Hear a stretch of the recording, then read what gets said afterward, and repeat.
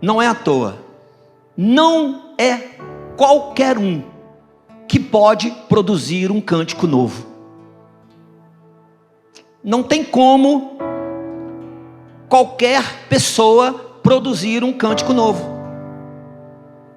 Isso é uma coisa que é própria de quem vive o segredo que nós descobrimos. Eu queria que colocasse para mim aqui o texto que está em 2 Coríntios capítulo 5, verso 17. Nada longe do que você conhece. Você pode ler junto? Eu falo e você repete comigo. Portanto, se alguém está em Cristo, é nova criação. Amém? As coisas antigas já passaram, eis que surgiram coisas novas. Você conhecia esse segredo, sim ou não? Nós conhecemos esse segredo. Eu acredito que todos nós que estamos aqui, não sei você que está online, se você conhecia esse segredo é a palavra de Deus. Esse segredo é exatamente a realidade daquele que descobriu Cristo. Porque se você está em Cristo, você é o que? Uma nova criação. Se você é uma nova criação, se você é novo, se está em você coisas novas, é porque Cristo está em você. Não tem como ficar coisas velhas quando Cristo está em você. Não tem como, é irreversível. Quando Cristo entra na vida de uma pessoa, Ele muda a vida de uma pessoa. Amém? A Bíblia está dizendo que se alguém está em Cristo, é nova criação. Não tem negociação. Não tem dúvida, não há dúvida nisso. Simplesmente é uma nova criatura. É uma nova pessoa. E se eu sou uma nova pessoa, o que eu vou fazer quando eu sou uma nova pessoa? Já que eu sou uma nova pessoa, então agora eu vou viver coisas velhas? Não, o texto até nos ajuda a entender isso. Já que eu sou uma nova pessoa, as coisas velhas, antigas, elas passam. Elas não fazem mais parte da minha história, da minha vida. Amém, igreja? Então, quando as coisas velhas passam, Deus me fez tão perfeito, fez você tão perfeito, e agora Cristo, veio e ajustou tudo ainda que foi quebrado por conta do pecado, porque Deus fez perfeito. O homem permitiu o pecado e a coisa ficou quebrada, mas aí Jesus veio e restaurou tudo, amém? E quando Ele restaurou, Ele trouxe uma nova vida para mim, para você, para cada um de nós. E quando Ele traz essa nova vida, as coisas velhas passam. E quando as coisas velhas passam, dá espaço para as coisas novas surgirem. Você pode dar um aleluia? Nós não podemos esquecer disso nunca. Não podemos esquecer disso nunca. Temos que dormir com essa certeza e acordar com ela. Ou melhor, acordar com ela e dormir com ela, tanto faz. Mas a gente não pode esquecer que nós somos fonte de produzir coisas novas. Você estava lembrando disso no dia de hoje? A gente precisa lembrar disso todos os dias. Porque quando eu estou em Cristo, eu sou uma nova criatura. Por ser uma nova criatura, uma nova criação, uma nova pessoa, agora eu vou produzir novos cânticos. Olha que coisa fantástica. Então sabe por que esses meninos e meninas, carinhosamente eu chamo assim, estão produzindo um novo cântico? Por causa de Cristo, não é por causa somente da beleza de vocês, daquilo que vocês são bonitinhos, arrumadinhos e vêm para cá e tocam um instrumento. Não, nós conseguimos produzir algo diferente nessa sociedade, porque Cristo está em nós. Parece redundante, mas não pode ser redundante. Isso precisa ser novidade para cada um de nós. Todos os dias eu preciso acordar e dizer: aleluia, eu sou uma nova criatura, e eu tenho a possibilidade, o direito, a responsabilidade de produzir algo novo. Amém? De fazer algo novo, de construir algo novo. Por isso o salmista diz: cantem ao Senhor uma nova canção. E eu não estou falando de música, não é isso.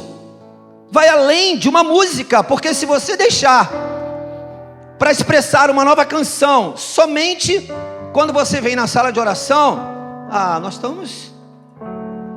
estamos fadados ao cansaço, à fadiga, porque não vai sustentar a gente. O que o salmista está dizendo é que eu preciso desenvolver, produzir, fazer algo, construir algo que seja novo e que saia de dentro de mim, porque agora eu sou uma nova criatura. Eu não posso mais ficar debaixo de um jugo antigo. O jugo antigo passou. Aquela perspectiva antiga passou. Não importa se você já tem, assim lá, você já é um adulto na fé, se você já é um jovem na fé, se você é um adolescente na fé, se você é uma criança na fé, ou se você é um bebê na fé, não importa. O que importa é que quando Cristo entra em nós, quando Ele entra em nós, Ele produz algo novo em nós, amém? E o melhor de tudo é que Ele produz algo novo, mas tira o que é velho. Ele renova o cansado, amém? E se Ele renova o cansado, é porque Ele renovou exatamente aquele que cansou. Ele não fez uma pessoa nova, Ele pegou o que estava cansado, abatido, e naquele mesmo corpo, naquela mesma pessoa, Ele produziu algo novo, e agora Ele renova, e já não está mais cansado, agora está feliz, de pé, podendo produzir um cântico novo. Aleluia! E sabe o que é interessante? Para completar, nós podemos fazer isso na Assembleia dos Fiéis, que é o que nós estamos fazendo aqui hoje, mas não é só aqui. Vocês precisam entender uma coisa, eu preciso entender uma coisa: nós temos uma responsabilidade grande demais de produzir um cântico novo, de produzir uma canção nova. E novamente eu reitero dizendo para você, não é uma música somente, é uma expressão que adora ao Senhor, amém? É um ato, é um movimento, é algo que é diferente de quem não tem Cristo. É diferente. Você crê nisso? Você concorda comigo que é diferente porque eu estou em Cristo? Chega, tem horas que nós temos que parar e pensar: o que está me roubando a convicção e a certeza de que eu sou uma nova criatura? Lembre-se de uma coisa: você não foi uma nova criatura somente num dia que você reconheceu a Jesus como Senhor e Salvador da sua vida. Não! Você se tornou uma nova criatura e constantemente, diariamente, essa graça se renova na sua vida. Posso ouvir um amém? Então hoje, agora, nesse momento, a nossa vida pode mudar por completo. Simplesmente por completo. Simplesmente porque eu decidi que eu sou uma nova criatura e que eu posso produzir uma nova canção. Amém? Você não pode permitir, eu não posso permitir que as mazelas desse mundo roubem de mim e de você a nova criatura que nós somos, a unção nova que está sobre nós, a graça nova que está sobre nós, amém? Nós não podemos permitir de forma alguma, mas infelizmente em alguns momentos nós permitimos, e caímos no marasmo, e esquecemos de que somos uma nova criatura, e que temos a capacidade e a autoridade de produzir uma nova canção. Eu vou ler aqui, do verso 1 ao verso, vou ler o 2, o 3 e o 4. Alegre-se Israel no seu Criador. Alegre-se Israel no seu Criador. Exulte o povo de Sião no seu rei. Louvem eles o seu nome com danças. Ofereçam-lhe música com tamborim e harpa. O Senhor agrada-se do seu povo. Ele coroa de vitória os oprimidos. Posso ouvir um amém? Todo o tempo aqui o salmista está tentando remeter o coração dele a uma adoração, a um entendimento de que ele precisa, como igreja ou como pessoa, como indivíduo, buscar ao Senhor constantemente. Então eu quero te contar um outro segredo que eu escrevi aqui. Um outro segredo é o seguinte: no verso 4 diz assim: o Senhor agrada-se do seu povo. Aleluia. Eu vou repetir, e se você puder, dê uma cambalhota na sua cadeira. O Senhor agrada-se do seu povo. Já valeu a cambalhota, só pelo aleluia. A gente precisa pegar isso aqui e pensar: por que o Senhor, o Deus Todo-Poderoso, que tem domínio sobre todas as coisas, Ele se agrada de mim e de você? Porque nós somos o povo dele. Amém, igreja? Nós somos o Sião dele, nós somos o Israel dele, nós somos o Jerusalém dele, nós somos a igreja dele, nós somos a assembleia dele, nós somos os fiéis dele, nós somos os santos dele. É dessa forma que ele vai nos vendo. E a palavra de Deus diz, através do salmista, que o Senhor agrada-se do seu povo. Por que esse homem colocaria essa expressão aqui? Ele colocou porque ele tinha certeza do que ele estava falando. Então deixa eu te contar o segundo segredo. O segundo segredo é o seguinte: o segundo segredo é que o Senhor, Ele se agrada, e tem um motivo por qual Ele se agrada. Você que é pai, você que é mãe, você tem horas que você se aborrece do seu filho e você fala: eu não me agrado do meu filho agora, eu não consigo me agradar dele agora ele me deixou triste. Mas tem horas que ele te deixa feliz e você fala: eu me agrado tanto do meu filho. Então eu entendo, não sei como você entende, que tem horas que o Senhor, Ele não se agrada do que nós fazemos, sim ou não? Mas tem horas que Ele se agrada do seu povo. E eu parei para pensar nisso e falei: qual é o segredo? E só tem um segredo. Por que o pai se agrada do filho? Porque o filho, no mínimo o filho tem comunhão com o pai. No mínimo o filho se aproxima do pai. No mínimo o filho busca o pai. No mínimo o filho, ele tem contato com o pai. Ele não fica longe. Vocês estão entendendo? Então por que o Senhor se agrada de mim, de você? E quando que Ele se agrada? Quando eu e você nos aproximamos dEle de todo o coração. Quando eu e você fazemos exatamente aquilo que nós precisamos fazer. Deixa eu te falar uma coisa. Não permita que nada tire isso de você. A oportunidade de você agradar o Senhor. E uma das formas como nós agradamos ao Senhor é com um cântico novo, é com uma expressão de adoração, é quando diante de toda e qualquer circunstância nós conseguimos ter uma expressão e dizer aleluia. É quando diante das lutas, das provações e de todas as coisas que se levantam e que nós sabemos que se levantam, nós erguemos as nossas cabeças e dizemos aleluia. Louvado seja o teu nome, Senhor. O Senhor continua sendo Deus. Eu te amo e eu quero estar perto do Senhor. Não se aborreça com o teu pai. Ame o teu pai. Quanto mais você estiver perto dele, mais ele vai te entregar. Mais ele vai poder dizer: eu me agrado de você. Amém? Eu me agrado de você.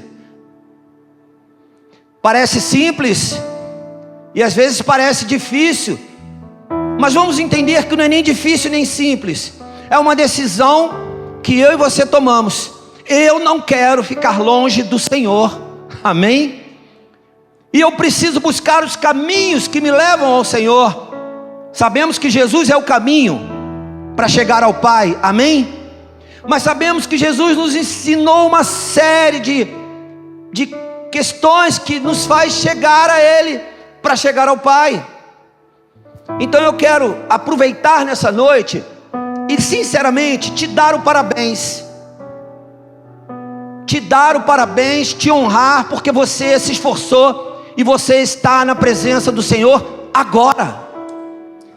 Esse é um ponto relevante demais. E os outros? Não se preocupe com os outros. Os outros, eles vão ter o tempo deles, enfim. A questão é que eu e você escolhemos agora estar nessa noite de quarta-feira. Os irmãos que estão online escolheram estar ali, adorando ao Senhor e buscando ao Senhor e se aproximando dEle. Esse é um ponto extremamente relevante para mim e para a sua vida. Quando nós gastamos o tempo sentadinhos aí, ou em pé aí, adorando ao Senhor, você não desperdiça tempo nenhum quando você está na presença do Senhor. Posso ouvir um amém? Você é beneficiado. Eu vou contar uma coisa para você, pode ser que alguns não tenham nunca ouvido isso, mas eu vou te dar um testemunho meu, pessoal, que eu testemunhei aqui nessa igreja. Quando eu cheguei aqui nessa igreja há 9 anos atrás, eu e minha família,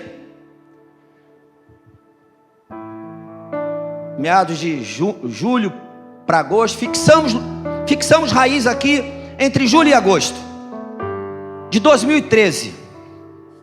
2013, isso. Acho que foi isso. 9 anos que tem. Eu lembro muito bem que uma das coisas que mais ardia no meu coração era o desejo de restaurar a adoração ao Senhor. Aí você pode falar, mas por que, pastor? Tu já era pastor? Já, eu era pastor. Tu já era crente? Claro, né? Pastor era crente há mais tempo ainda do que pastor.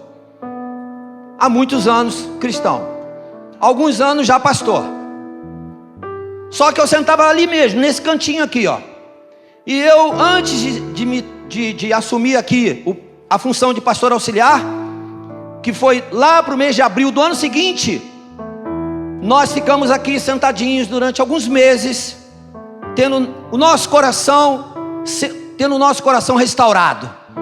E aí eu estou falando nós, porque eu, minha esposa, nossos filhos juntos.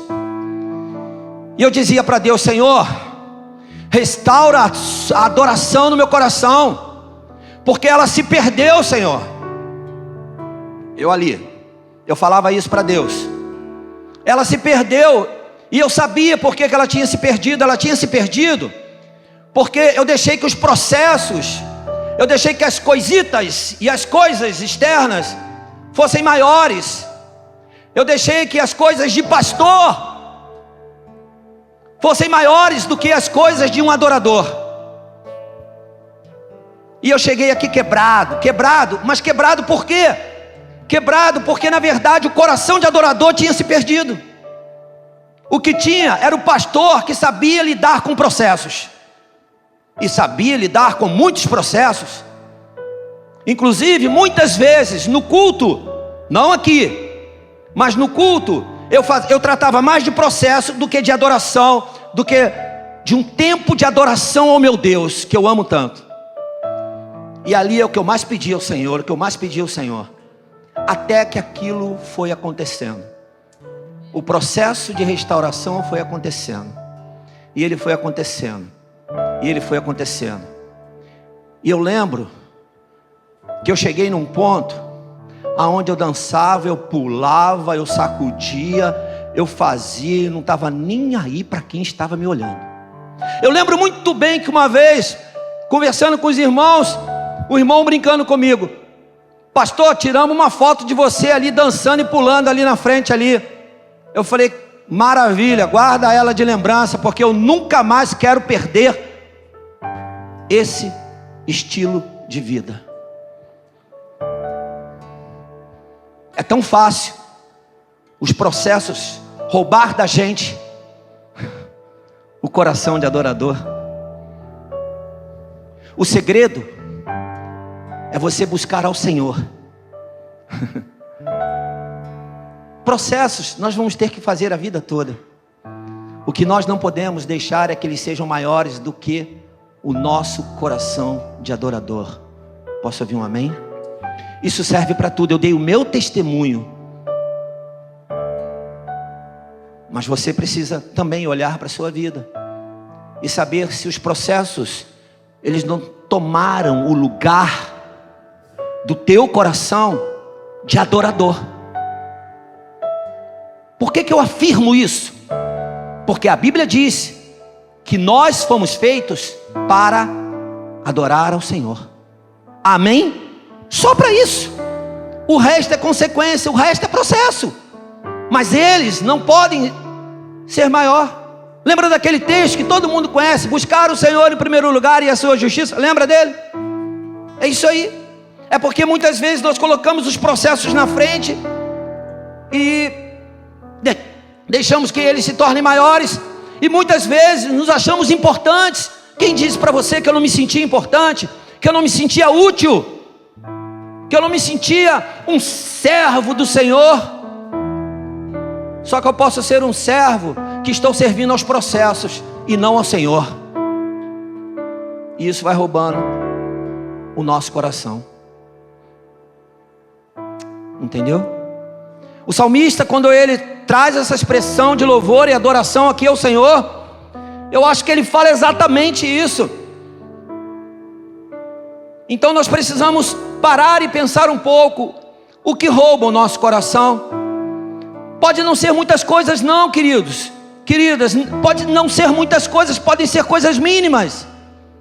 Coisas mínimas, às vezes só mesmo o seu trabalho, aquele trabalho ali que você faz e que aquilo te cansa tanto e você se desgasta tanto e que você não consegue mais fazer mais nada.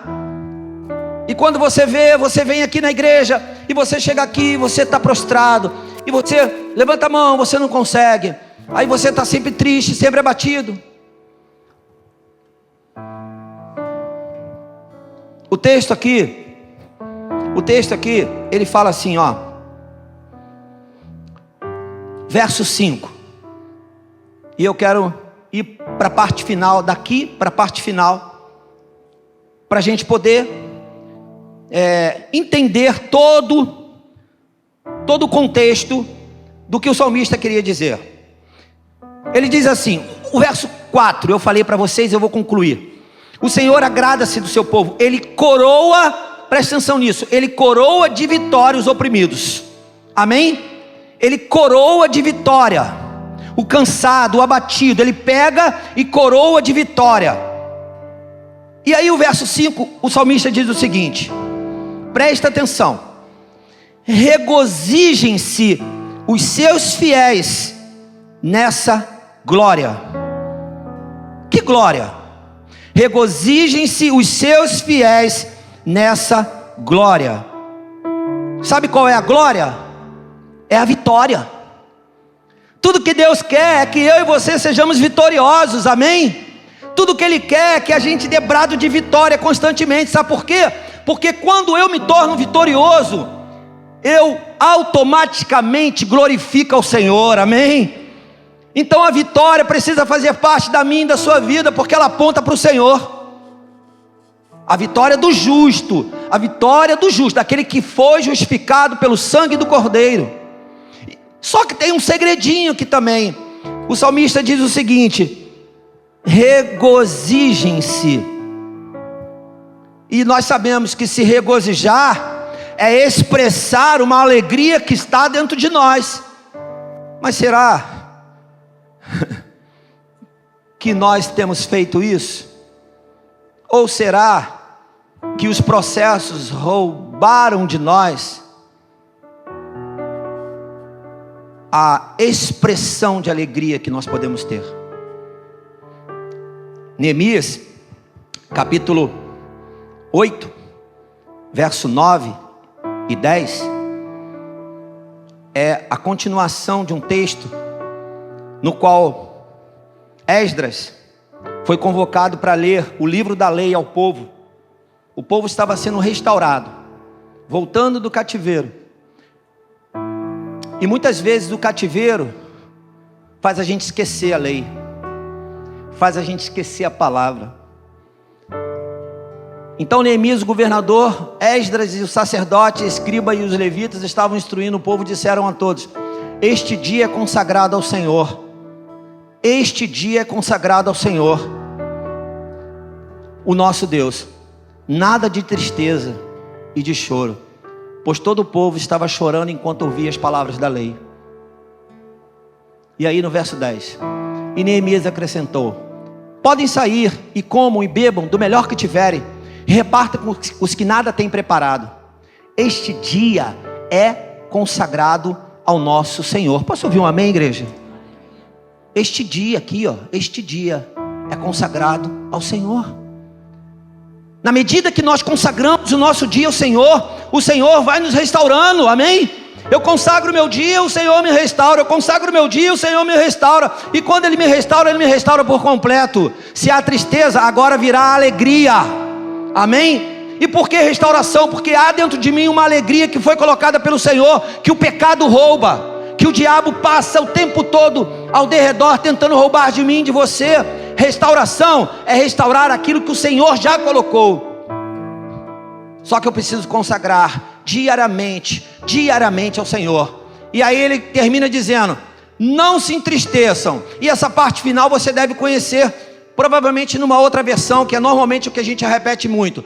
Porque a alegria do Senhor é o quê? Numa outra versão é a nossa força. Se você precisa de alegria, aonde você vai buscar? No Senhor. Amém, queridos? Não tem outra alternativa e não tem outro caminho, não tem outro segredo. O segredo é o Senhor. Na medida que eu busco, sabe o que vai gerando em mim? Uma intimidade com o Senhor. E sabe o que é intimidade? Intimidade é o caráter de quem é íntimo. São as características de quem é íntimo. E eu te pergunto: você tem intimidade com qualquer pessoa, sim ou não?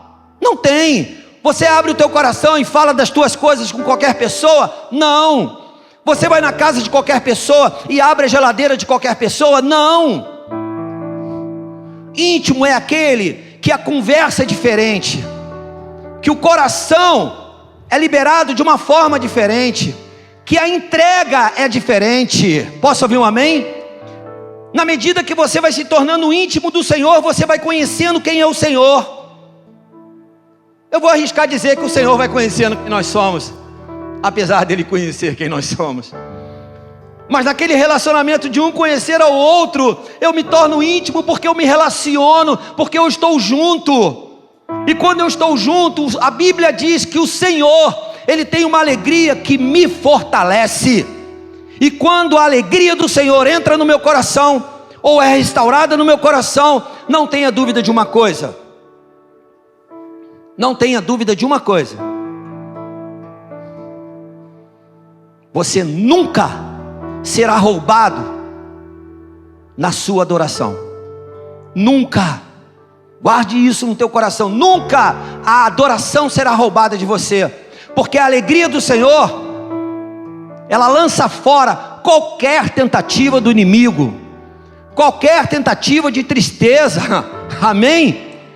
Qualquer tentativa de deixar com que no dia seguinte você continue triste, porque no dia seguinte as misericórdias do Senhor se renovam pela manhã. Então você não vai estar mais triste, amém? Você não estará abatido, porque a alegria do Senhor é a nossa fortaleza, é quem nos faz forte, é quem nos traz ânimo, é quem nos estabelece a vitória. Meus amados, esse texto aqui, no verso 6 eu acho, diz assim, olha, e eu vou fechar aqui.